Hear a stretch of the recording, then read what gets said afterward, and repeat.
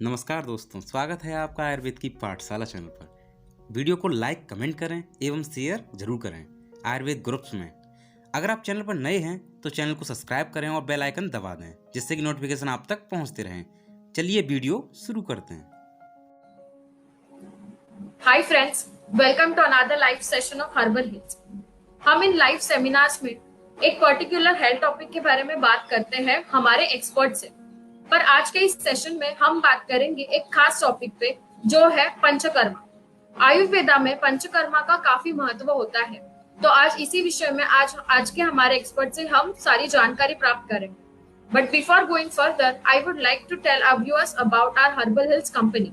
सो friends, herbal hills की शुरुआत 2005 में हमारे डायरेक्टर मिस्टर धीरेन दलाल ने की थी। आयुर्वेदा के फील्ड में आने के बाद हमारी फर्स्ट प्रोडक्ट लाइन थी ग्रीन फूड सप्लीमेंट, और इसकी सक्सेस के बाद हमने herbal powders, herbal shots, medicated cow ghee formulations, herbal juices etcetera ऐसे 9 अलग अलग प्रोडक्ट लाइंस की शुरुआत की। और आज की तारीख में 2020 में हर्बल हिल्स के पास 350 से भी अधिक हर्बल सप्लीमेंट्स अवेलेबल हैं। हमारी लोनावला में 3 फैक्ट्रीज हैं जहाँ पे ये सब प्रोडक्ट्स मैन्युफैक्चर होते हैं। 150 से भी अधिक एम्प्लॉइज हैप्पीली हमारे यहाँ पे काम करते हैं, और मुंबई में हमारा एक मेन ऑफिस है जहाँ से सब सेल्स का काम होता है। और हम 30 से भी अधिक इंटरनेशनल कंट्रीज में हमारे हर्बल प्रोडक्ट्स एक्सपोर्ट करते हैं। इसके लिए हमारे सारे प्रोडक्ट्स गवर्नमेंट सर्टिफाइड होते हैं, जैसे कि GMP, हलाल, US FDA, ISO एक्सेट्रा। सो दोस्तों, ये तो हुई हमारी कंपनी की बात। अभी हम बात करेंगे कि आयुर्वेदा और पंचकर्मा का क्या बेनिफिट है और आयुर्वेदा में पंचकर्मा का क्या महत्व है। सो जो हमारे साथ आज के हमारे गेस्ट अवेलेबल है, so I welcome doctor Vijay Jadhav to our Facebook live session. Welcome sir. Thank you very much ma'am. So आगे बढ़ने से पहले let me introduce you all to doctor Vijay Jadhav. He is BA MS and MD in Rasashastra from Pune University. इन्हें आयुर्वेदा की field में more than 29 years का experience है। और currently doctor Jadhav BR Harne Ayurved medical college Thane के रसशास्त्र विभाग में MS प्रोफेसर और HOD के रूप में कार्यरत है। He has organized 9 international conferences overseas, और इन्हें यूनाइटेड स्टेट ऑफ अमेरिका में 2011 में अवार्ड से भी सम्मानित किया गया था। So I'm very blessed to conduct this session with you, sir. Thank you very much, ma'am. Yeah. So sir, basically ये हमारे सेशन में जो कॉमन लोगों के सवाल होते हैं पंचकर्मा के बारे में, उस विषय में हम बात करेंगे। So sir, हम हमारे क्वेश्चन आंसर्स के सेशन की तरफ बढ़ते हैं। So हमारा फर्स्ट मेन क्वेश्चन जो है कि व्हाट इज पंचकर्मा इन आयुर्वेदा। ये बेसिक सा क्वेश्चन है, सबको होता ही है कि मेन पंचकर्मा होता क्या है। सबने सुना होता है ये विषय के बारे में sir, but please brief us about it. Ayurveda में पंचकर्म जिसका वर्णन आता है वो आयुर्वेद की एक विशिष्ट चिकित्सा है जो की जाती है, जो प्रोसेस है। जैसे आपने कहा कि सर्वसामान्य की भाषा में बात की जाए तो 2 तरह की चिकित्सा आयुर्वेद में हम ब्रॉडली देख सकते हैं। एक तो होता है शमन और एक होता है शोधन। शमन का मतलब होता है जहां पर हम दवाई देंगे और पेशेंट का जो वैशिष्ट दोष है या दोष वैषम्य है उसको ठीक करेंगे। और जो शोधन चिकित्सा है उसमें हम पंचकर्म के प्रोसीजर्स करेंगे जो 5 बताए गए हैं। और पंचकर्म एक इम्पॉर्टेंट थेरेपी है आयुर्वेदा में, जिससे रुग्ण को उसकी व्याधि में ठीक होने के लिए बहुत इफेक्टिव और फास्ट थेरेपी है। और पंचकर्म सिर्फ व्याधिग्रस्त या फिर रोगी को करनी ऐसी भी संभावना नहीं है, या ऐसा जो मिसकंसेप्शन है वो भी गलत है।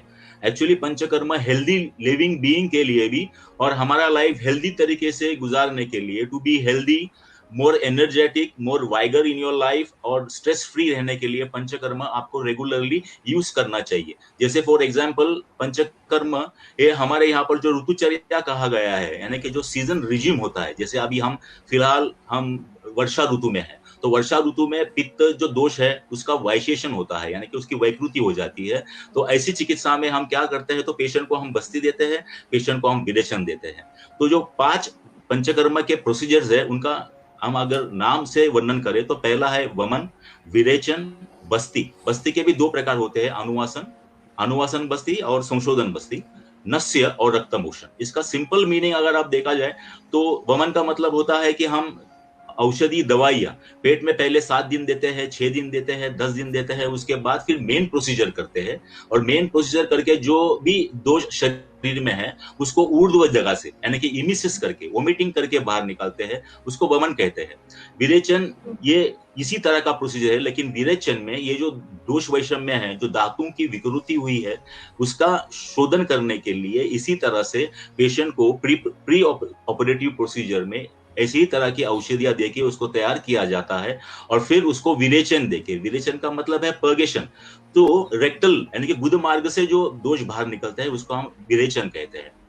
नस्य आपको सबको पता है, अभी कोविड में नस्य करने की बात है कि लोग नेजल इन्फ्लेटेशन करते हैं, अनु तेल का या तेल का, आयुष ने बताया, उसे हम नस्य कहते हैं। और रक्त मोशन कहते हैं हम ब्लड लेटिंग को, जो हम बहुत से स्किन डिजीजेस में या फिर पित्त वृद्धि में करते हैं, उसको रक्त मोक्षण करते हैं। ये ब्रॉडली पंचकर्मा के 5 प्रोसीजर्स है। इसके अलग सब प्रोसीजर्स भी 20 है, जिसका हम यहाँ पर आज उल्लेख करने वाले नहीं है। देखिए, सर्वसामान्य के हिसाब से अगर हम देखे जाए, हमको अगर उनकी भाषा में बात करना है तो हेल्थ इज अ वेल्थ, और ये वेल्थ सबको चाहिए, वो अमीर हो, गरीब हो, पुरुष हो, नारी हो, लेकिन सबको हेल्थ चाहिए, और ये हेल्थ आपको पंचकर्म से प्राप्त हो सकती है। तो सर, जैसे आपने बोला कि इसके कई सारे टाइप्स होते हैं कि नेजल से भी लेते हैं, ओरल से भी करवाते हैं। तो sir, what is the main role of panchakarma in this covid situation? Is it beneficial for cough and cold या फिर इम्यूनिटी बढ़ाने के लिए? ये किस तरह ये कोविड की सिचुएशन में हेल्पफुल है? आपने एक बहुत बेहतरीन क्वेश्चन पूछा है मुझे। हम जब ये विषय पढ़ते हैं आयुर्वेद कॉलेज में, या फिर हम फाइनल ईयर में जब काय चिकित्सा में पंचकर्म होता है, वो जो विषय पढ़ते हैं, तो उसमें पंचकर्म के कुछ इंडिकेशंस दिए गए हैं कि हमको किस किस व्याधि में ये देना चाहिए। इंडिकेशन तो वैसे बहुत सारे हैं, लेकिन आज हम इस प्लेटफॉर्म पे सारे डिस्कस नहीं कर सकते, लेकिन कुछ मैं आपको स्पेसिफिकली बताना चाहता हूं कि हम एक्सेस वेट में करते हैं, स्ट्रेस में करते हैं, फटीक में करते हैं, क्रोनिक कॉन्स्टिपेशन में करते हैं, आईबीएस जैसे जो व्याधि है जिसको हम इरिटेबल बाउल सिंड्रोम कहते हैं उसमें करते हैं, डाइजेशन के जो प्रॉब्लम है उसमें करते हैं, रिकरेंट एलर्जीज है जैसे कफ है, कोल्ड है, उसके लिए करते हैं, और ऋतु के अनुसार करते हैं, और उससे इम्यूनिटी बढ़ता है। जैसे आप एग्जांपल लेंगे कि अगर हम शरद ऋतु में वमन कराते हैं या फिर वमन कराते हैं, तो उस सीजन में जो ऊर्ध्व जत्रुगत व्याधि है, जो ऊपर का जो हमारा हिस्सा है, उसके होने वाले साल भर के जो आपके व्याधि है या फिर जो डिजीज है वो आपको नहीं होते।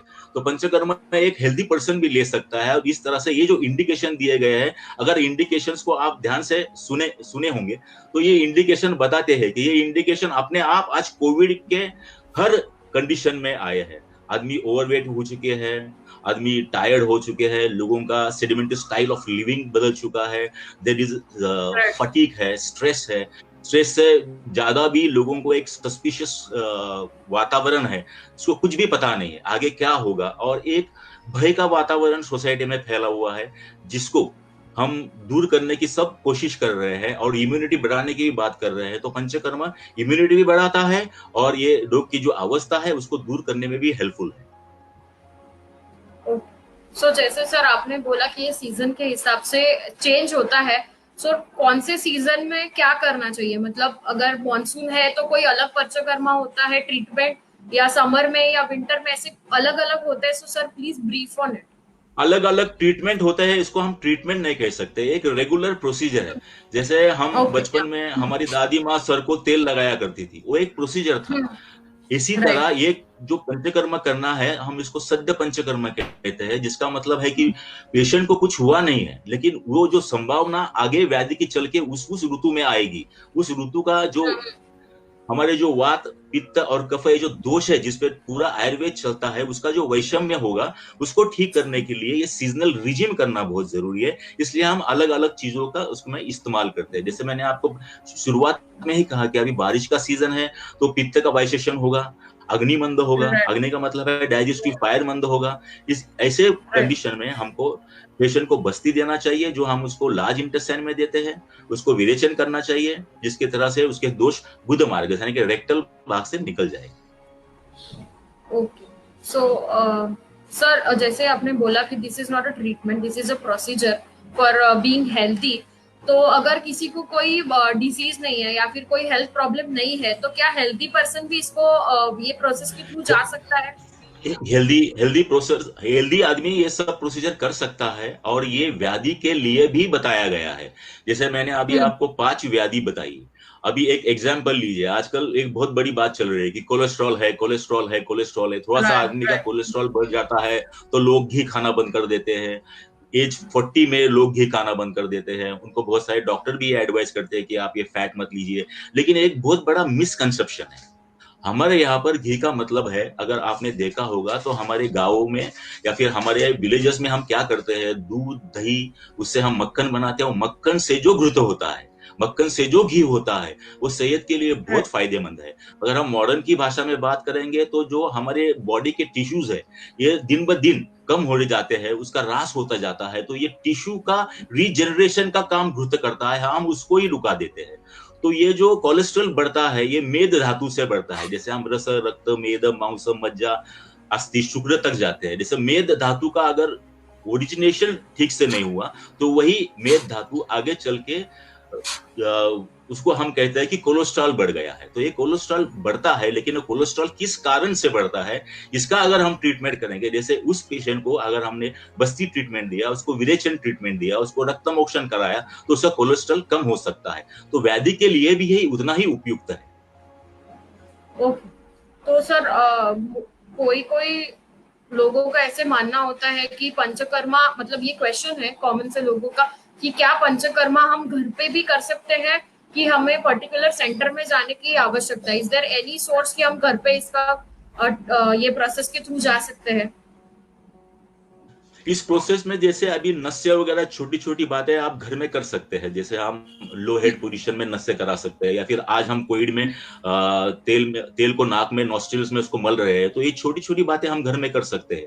लेकिन जो मेन पंचकर्म जो प्रोसीजर्स है, वो प्रोसीजर्स मॉडर्न की सर्जरी जैसी होती है। तो उसको under the strict supervision of a qualified Ayurveda वैद्य और क्वालिफाइड आयुर्वेद टेक्नीशियंस के द्वारा हॉस्पिटल में करना बहुत जरूरी है। और लोगों का जो ये मिसकंसेप्शन है कि ये घर में किया जा सकता है, तो उनके लिए मैं जो सामान्य दर्शक है उनको एक छोटी सी बात बताना चाहता हूँ। ह्यूमन बॉडी ही बेसिकली एक मशीन है। हम एक बढ़िया से कार खरीदती है, हम स्कोडा लेते हैं, मारुति 800 लेते हैं, हम उसका रेगुलरली टाइमिंगली सर्विसिंग कराते हैं। अगर उसके अंदर कुछ फॉल्ट है तो हम उसको गैरेज में ले जाते हैं। तो जैसे हम गाड़ी को ठीक रखने के लिए गैरेज में ले जाते हैं या फिर उसका सर्विसिंग करते हैं, उसका ओवरहॉलिंग करते हैं, उस तरह बॉडी का ओवरहॉलिंग भी करना बहुत जरूरी है। और इसलिए ये सारी पंचकर्मा की प्रोसीजर्स यूजफुल है। Thank you so much sir. क्योंकि बहुत सारे लोगों का ये मिसकंसेप्शन होता ही है कि वीडियो देख के या फिर कोई ट्यूटोरियल फॉलो करके हम ये घर पे करेंगे। बट जो व्यूअर्स हमें देख रहे हैं उनको मैं स्ट्रिक्टली ये बोलना चाहूंगी कि जो आयुर्वेदिक डॉक्टर्स है या पंचकर्म स्पेशलिस्ट है, उनके पास ही आप जाइए और उनसे ही कंसर्न कीजिए। Do not try all this procedure at home. So sir, जैसे कि आपने कहा कि ये हेल्दी पर्सन के साथ साथ ही जिनको व्याधि है या फिर कोई हेल्थ प्रॉब्लम है, उनके लिए भी काफी बेनिफिशियल होता है। तो sir, I just wanted to ask कि is it cure the disease, और ये उसको थोड़ा मतलब रिड्यूस करने के काम में आता है? 100% क्या डिसीज क्योर हो सकता है पंचकर्म से? पंचकर्म से डिजीज 100% क्योर हो सकता है, क्योंकि उसका रीजन क्या है, आयुर्वेद शास्त्र ही हमको बताता है कि प्रिवेंशन। आयुर्वेद ने पहला ध्यान दिया है प्रिवेंशन की तरफ, और प्रिवेंशन होने के बाद भी अगर व्याधि होता है किसी रुग्ण को तो उसकी ट्रीटमेंट के लिए है। वैसे तो आज हम देख रहे हैं कि डायबिटीज है, कैंसर है, मलेरिया जैसी छोटी छोटी बीमारियां है जिसके इतने सारे टैबलेट्स आए हैं, मॉडर्न में मेडिसिन आई है, फिर भी वो टोटली आज ग्लोब से या फिर विश्व से गायब तो नहीं हुए। वो आज हम भी देख रहे हैं। लेकिन फिर भी 99% आयुर्वेद के पंचकर्म से हम पेशेंट को बहुत सारा रिलीफ दे सकते हैं। ये मैं कोई टॉल क्लेम नहीं कर रहा हूं, ये हम हमारे दैनंदिन काय चिकित्सा के पेशेंट ओपीडी में और हमारे आयुर्वेद हॉस्पिटल्स में देखते हैं। जैसे हर पैथी को कोई लिमिटेशंस होता है। जैसे मैं किसी इमरजेंसी को ट्रीट नहीं करूंगा जिसको एलोपैथ के पास ही जाना है। यहाँ पर मैं किसी पैथी के बारे में कुछ भला बुरा नहीं बोल रहा हूँ, लेकिन हर पैथी का एक लिमिटेशंस है। वैसे जैसे हमारे कुछ लिमिटेशंस है, वैसे हमारे कुछ फायदे भी है। और मॉडर्न Okay. मेडिसिन का डेवलपमेंट यानी कि मॉडर्न मेडिसिन का डेवलपमेंट ये नहीं है, ये डेवलपमेंट है फिजिक्स, केमिस्ट्री और बायोलॉजी का। और ये फिजिक्स, केमिस्ट्री, बायोलॉजी का ज्ञान 4000 साल पहले हमारे आचार्य ऋषि, जिन्होंने ग्रंथ संपदा संस्कृत में लिखी, उनको भी था। और वो सारे आयुर्वेद के प्रिंसिपल्स को फिजिक्स, केमिस्ट्री, बायोलॉजी के सिद्धांतों पे जोड़ा गया है। ओके सर, तो ये एक मेरा पर्सनल एक्सपीरियंस है कि my mom is going through a slip disc problem. तो कई जो एलोपैथिक डॉक्टर है वो सजेस्ट करते हैं कि गो फॉर ऑपरेशन, पर जो आयुर्वेदिक डॉक्टर होते हैं वो सजेस्ट करते हैं कि पंचकर्मा, अगर आप मतलब पंचकर्मा की प्रोसेस फॉलो करेंगे तो ये स्लिप डिस्क के प्रॉब्लम में थोड़ा बेनिफिट हो सकता है। तो sir what should we go for, like this is my personal example. वैसे मैं मेरीपैथी का या मैं आयुर्वेद का हूं, इसलिए मैं आपको ऐसे नहीं कहूंगा कि आप आयुर्वेद ही लो, लेकिन आयुर्वेद में इसको ज्यादा अच्छे करने के उपाय है। आपको मैं मेरे खुद का एग्जाम्पल बताता हूँ। सडनली मुझे सर्वाइकल स्पॉन्डिलोसिस हो गया था। इमीडिएट मेरा सीटी स्कैन करवाया गया, मुझे ट्रैक्शन के लिए भेजा गया। उसके बाद मैंने सोचा कि अगर मैं ये करूंगा तो मेरी हालत बहुत खराब हो जाएगी। I took Panchakarma treatment sincerely myself under a technique well qualified doctor, and from like 7 years I don't have any signs and symptoms of cervical spondylosis. Okay ये विनीत जी ने यहाँ पे क्वेश्चन पूछा है कि डिटेल इंफॉर्मेशन विद एग्जांपल, पर मुझे समझा नहीं कि किसकी ये डिटेल इंफॉर्मेशन मांग रहे हैं। So Vineet ji, if you are listening to this, please correct your question, because like provide us some information so that we can ask this question to our doctor. Sir और एक हमारे व्यूअर का question है कि weight management के लिए suggest करते हैं कि पंचकर्मा करना थोड़ा बेनिफिशियल होता है। तो सर एक्चुअली इसमें क्या फॉलो किया जाता है जिससे वेट लॉस होता है? बेसिकली ओबेसिटी क्यों बढ़ता है आप एक देख जाएंगे। सेडेंटरी स्टाइल ऑफ लिविंग है, फास्ट फूड है, जंक फूड है, बेकरी फूड है, राइट, बटर है, चीज है, पिज्जा है, ये सब ये सेहत के लिए हानिकारक है, जिसका हम ज्यादा से ज्यादा सेवन आज कर रहे हैं। जब कोई पेशेंट हमारे यहाँ पर पंचकर्मा करना आता है तो मैंने जैसे आपको बताया कि it is divided into 3 stages. एक प्री स्टेज होता है, एक मेन स्टेज होता है और बाद का स्टेज होता है प्रोसीजर करने के बाद। तो हम तब प्रोसीजर करने के बाद हम क्या करते हैं, तो हम उसको डाइटरी प्लान पे लाते हैं। और जब डाइटरी प्लान अपने आप ठीक हो जाएगा, आपकी डाइजेस्टिव पावर ठीक हो जाएगी, आपकी पचन संस्था ठीक हो जाएगी, जो हमारे सिद्धांत है रस, रक्त, मेद, मांस, इनका फॉर्मेशन जिस तरह ठीक से शरीर में होता जाएगा तो अपने आप ओबेसिटी कम हो जाएगी। ओबेसिटी बढ़ने का कारण सेडेंटरी लाइफस्टाइल है। देखिए आप लोग 8-8 घंटे कुर्सी पे बैठ के काम करते हैं, उसके लिए भी आयुर्वेद कुछ बता सकता है, लेकिन उसको कंसल्ट करने के लिए आना चाहिए। जैसे अगर सोचिए मैडम आप ऑफिस में काम करती हो, आप कुर्सी पे बैठ के काम करती हो, कंप्यूटर के सामने बैठ के काम करती हो, तो आप ये काम घंटों करती रहती हो, लेकिन आफ्टर 30 मिनट्स अगर आप आपकी जगह से थोड़ी सी उठ जाओगी, एक 4 स्टेप्स चलोगी, थोड़ा नीचे झुक जाओगी, थोड़ा पीछे झुक जाओगी, थोड़ा एक्सरसाइज करोगी और वापस बैठ जाओगी, तो आपको तकलीफ कम होगी। तो ये बहुत छोटी मोटी रूटीन बातें हैं, लेकिन हम उसको फॉलो करना भूल जाते हैं।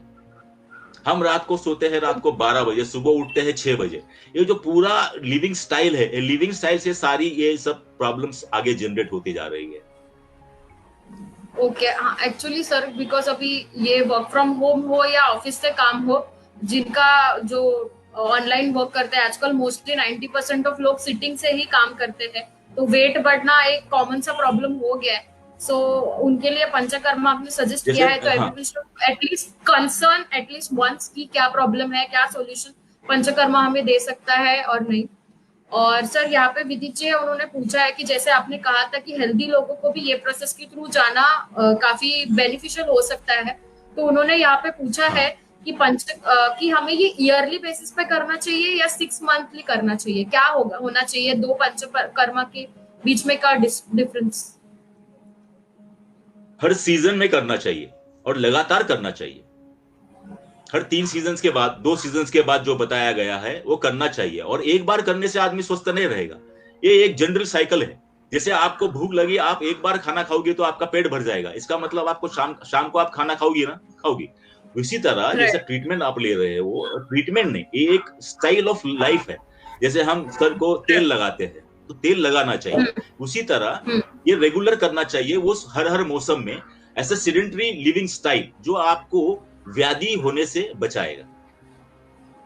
ओके, सो सर इन्होंने ये भी पूछा है कि is the panchakarma is compulsory for every human being?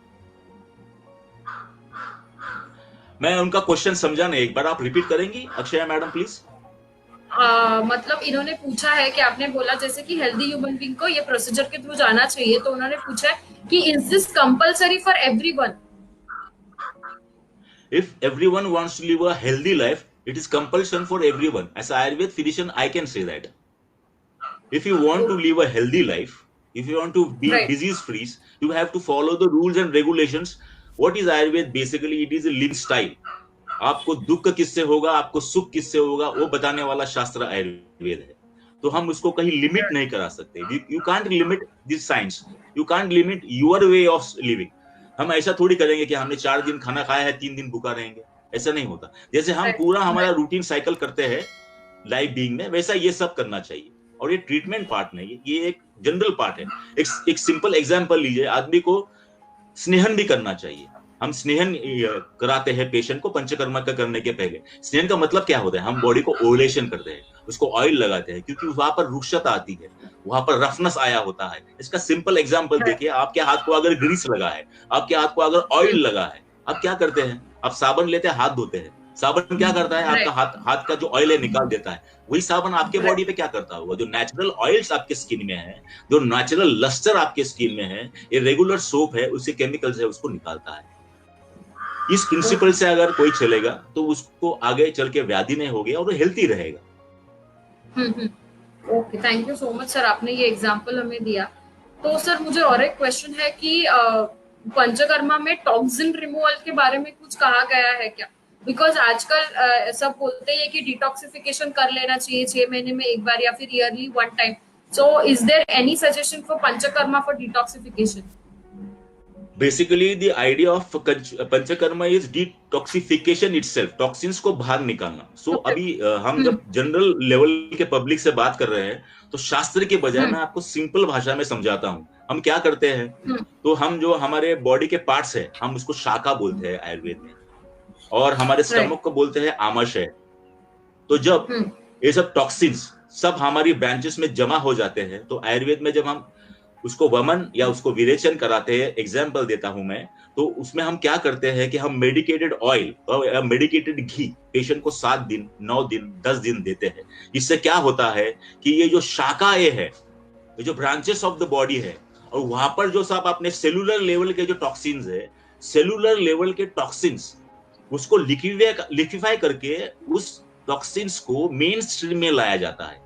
Main stream का मतलब क्या होता है? तो उसको आमाशय में लाया जाता है, और आमाशय का मतलब क्या होता है कि स्टमक और लार्ज इंटेस्टाइन में लाया जाता है, और फिर ऊर्ध्व भाग से जो उसका हम बाहर निकालते हैं उस टॉक्सिन्स को, उसको हम वमन कहते हैं, और जो गुद मार्ग से, रेक्टल मार्ग से निकालते हैं, उसको हम विरेचन कहते हैं। तो सिंपल मॉडर्न की भाषा में उसको हम डिटॉक्सिफाई करते हैं। प्रिंसिपल वही है आयुर्वेद का।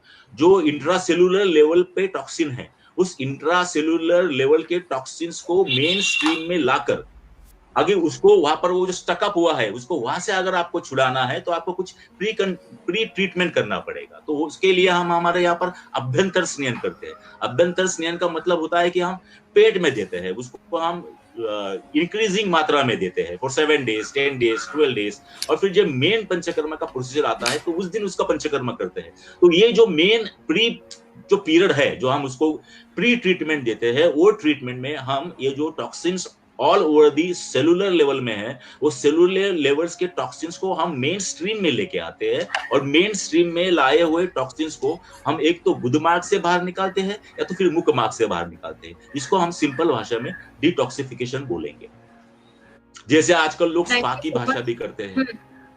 राइट। तो ये स्पा एक टॉक्सिक, ये कंसेप्ट वही है, लेकिन एक इजीली लोगों को वो आइडिया आ जाए कि इसको डिटॉक्सिफाइड ट्रीटमेंट करते हैं। डिटॉक्सिफाई का मतलब एकदम सिंपल है कि जो शाखागत जो आपके दोष है, जो वहां पर स्टकअप है, उनको मेन स्ट्रीम में लाया जाए, मेन स्ट्रीम में लेके आके उसको ऊर्ध्व मार्ग से अधो मार्ग से उसका निर्हरण किया जाए। Simple. So that all toxins are removed and but naturally your body is detoxified. So we are removing the toxins from the cellular level of human body. शायद Right. उनको अभी मेरा आइडिया क्लियर आया होगा। Yes yes. तो sir और एक question है यहाँ पे कि how Panchakarma is beneficial for diabetic patients, और उन्हें कब लेना चाहिए, मतलब लाइक बेसिकली हाँ सर कंटिन्यू आपने करें। क्वेश्चन मुझे बहुत अच्छा पूछा है, और ये हम्म, क्वेश्चन इतना वाइड है, इतना ब्रॉड है, बिकॉज डायबिटीज एक ऐसा व्याधि है, आगे चल के और 10 साल में आप देखेगी कि इंडिया का 50% of population will be suffering from diabetes mellitus. आज देख रहे हैं हम 20 साल के बच्चे, 22 साल के बच्चे, 23 साल के बच्चे डायबिटीज पे आते हैं। इसलिए डायबिटीज पे हम बिना देखे, बिना पेशेंट देखे, उसके रिपोर्ट्स देखे, ऐसे कोई भी प्लेटफॉर्म पे ऐसे किसी भी पैथी के बारे में बात करना है कि खामखा मैं मेरी पैथी का टॉल क्लेम कर रहा हूं, ऐसा हो जाएगा। But when I see patient, when I see his reports, when I see his living lifestyle, जब मैं उसका पूरा व्याधि निदान करूंगा, उसका केस हिस्ट्री लूंगा, और तब मैं उस पर ट्रीटमेंट करूंगा। लेकिन फिर भी मैं आज इस प्लेटफॉर्म पे ऐसा कोई टॉल क्लेम नहीं करना चाहता कि 100% आयुर्वेद ठीक करता है। 100% तो वैसा एलोपैथी भी डायबिटीज को ठीक नहीं करता। लेकिन हम देखते हैं कि डायबिटीज के पेशेंट को भी जो वो सफर हो रहा है, वो सफरिंग हम उसका कम कर सकते हैं, उसका लिविंग ऑफ स्टैंडर्ड बढ़ा सकते हैं, ये हमारे हाथ में है, और उसको ट्रीट भी कर सकते हैं। लेकिन ट्रीट करके ये ठीक होगा, ऐसा टॉल क्लेम मैं यहाँ पर नहीं करना चाहता। Right. Thank you so much sir कि आपने हमारे ये सभी हमारे व्यूअर्स के क्वेश्चंस का आंसर दिया है इतने अच्छे तरीके से और इतने सरल तरीके से, so that they can understand कि how Panchakarma is important from healthy person as well as the person suffering from any health problem. So thank you so much sir, आपका वैल्यूएबल टाइम हमारे हर्बल हिल्स की team को देने के लिए और इस लाइव सेशन में आने के लिए we are very thankful to you sir. Thank you very much, Akshay Khatri ji, and I'm also very much thankful to Herbal Hills. Thank you once again. Thank you. So friends, आज हमने बात की पंचकर्मा और आयुर्वेदा के बारे में। तो जैसे डॉक्टर विजय जाधव ने सजेस्ट किया कि हर एक हेल्दी पर्सन को भी ये पंचकर्मा के प्रोसीजर के थ्रू जाना चाहिए। सो आज तक शायद हमने नहीं कंसर्न किया रहेगा, बट आज ये हमारी सिचुएशन है, हमें हेल्दी रहना चाहिए। 2020 ने हमें यही समझाया है कि एंड तक हमें हम खुद को हेल्दी करना है, तो why not go for Panchakarma. So एक बार हम ये ट्राई तो जरूर कर सकते हैं कि how it is helpful for everyone. And हमारे नेक्स्ट सेशन में हम यही मिलेंगे नए एक हेल्थ प्रॉब्लम के बारे में। सो thank you so much for viewing this episode. Thank you.